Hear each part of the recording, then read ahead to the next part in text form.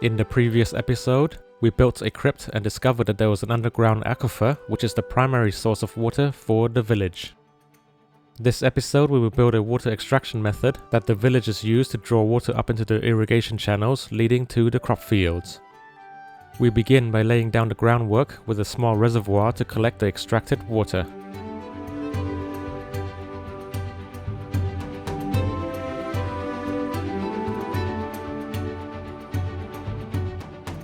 These wooden pillars are used to support 2 water tanks that act as emergency water storage in case the flow is interrupted. The tanks utilize an overflow method, supplying water into the reservoir, with a large tap underneath for drawing water on demand. The extraction mechanism will be a windmill water pump, or wind pump for short, which can commonly be seen around farms these days. It was first invented in the 9th century by the Persians, although they were horizontal windmills, meaning that they spun parallel to the ground. By the 12th century, the wind pump had spread to Europe, but was modified to spin vertically to the ground, which is what we commonly see these days and is the type that I'll be building here. In those days, pipes are typically made of hollowed out wood, so we need to add plenty of support structures to hold up these fragile pipes.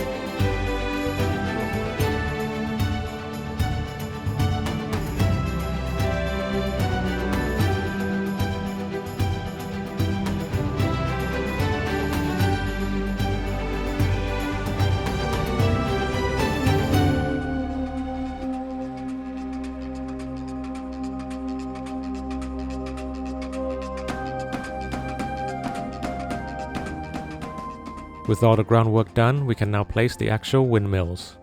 I built 2 of them, one an older shorter one and another a taller newer one. This village now heavily relies on this water supply, so having 2 would be a good idea in case one of them fails. I tried to make the structure as simple looking as possible, using just wooden poles built up to form a simple tower, which I think would be more realistic. I also added a working crankshaft to simulate the pumping motion seen in real wind pumps. The spinning motion drives the crankshaft, turning the circular movement into an up and down movement to pump water up the borehole. The crankshaft mechanism was already quite bulky, so I didn't have space to add step-down gearing to slow down the motion, but I think this is enough to convey the purpose of this device.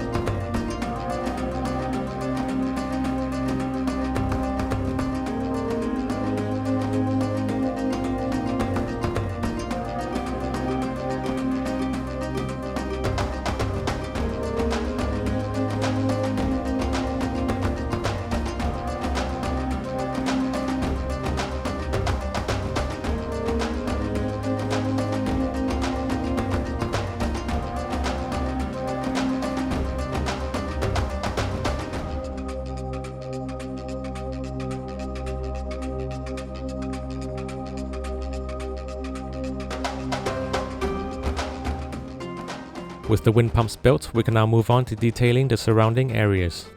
First, we have a villager that's in charge of the wind pumps. His primary task is to maintain the system. We have his little workbench here under a tree, and nearby are some villagers drawing water from the tap. The maintenance man has a modest little home right next to the wind pumps. In case anything goes wrong, he can get straight to fixing them. There isn't much space in there, just a bed and a little pantry. He spends most of his time outside at the workbench anyways.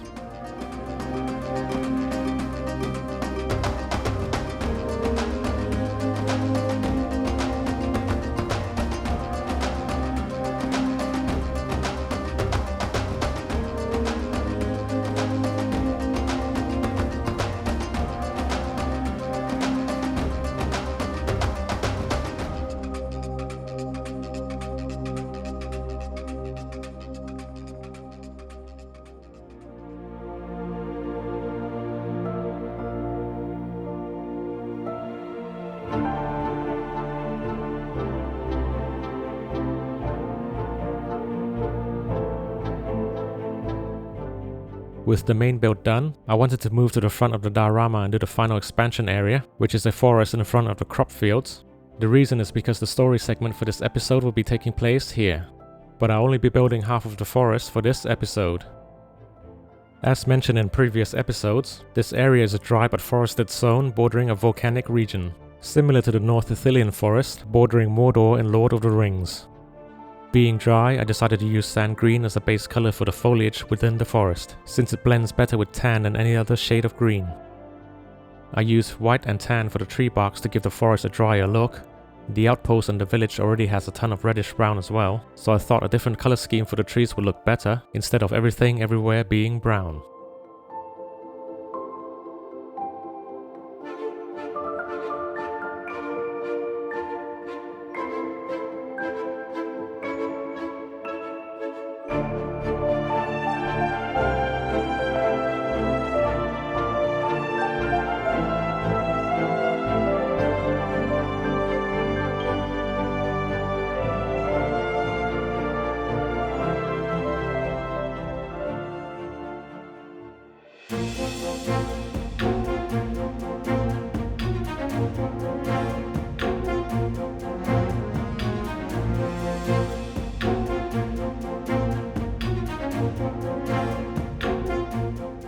Don't turn, Simond whispered. I see them. White masks in the trees. They're moving for Walter and Tarek. Be ready. The cloaked figures advanced, unaware that the hunched farmhands nearby were guards beneath borrowed rags. In the fields above, more guards abandoned their tools, shifting and closing in. As the guards rushed in, the assassins sensed the ambush and scattered.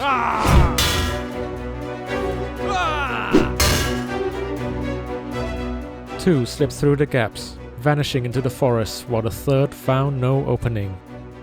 You're coming with us, bandit, and take off that ridiculous mask. The cloaked figure stood rigid, silent in defiance. Walter, Tarek, remove it. As the mask was ripped away, daylight spilled across the assailant's exposed face. It burns! Blinded by panic and pain, he wrenched himself free, desperate to escape the light.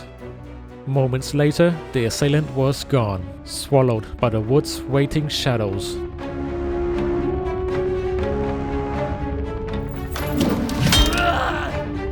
This one's different. How many of them are there? Tarek exclaimed.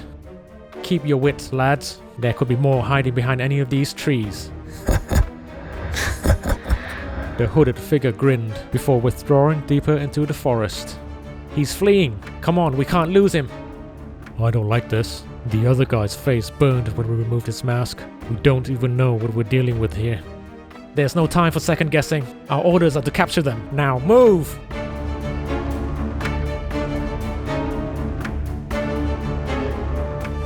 Sergeant, I found this mask lying on the ground here. Lewis reported. It belongs to those thugs. I'm certain of it. We heard a scream before rushing down here, and judging by the footprints, a struggle took place where we now stand. Daylight won't last much longer. We haven't got time to waste. Search the woods. They couldn't have gone far. Sergeant Steven commanded.